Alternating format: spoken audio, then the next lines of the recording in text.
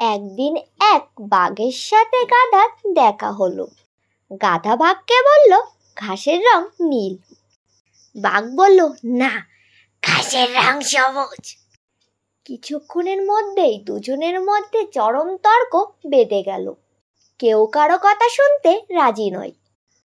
বনের রাজা সিংহের কাছে বিচারের জন্য তারা রওনা দিল।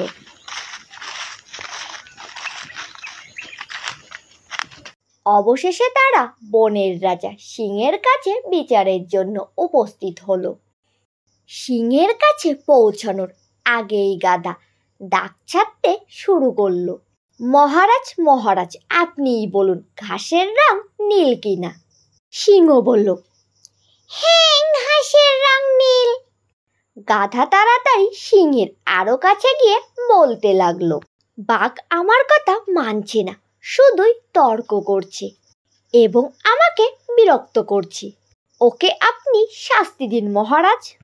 সিংহ তখন ঘোষণা করলো, বাঘটি 5 বছর কথা বলতে পারবে না, এটাই তার শাস্তি। গাধা খুব খুশি হলো এবং লাফাতে লাফাতে বলতে বলতে চলে গেল, ঘাসের রং নীল, ঘাসের রং নীল।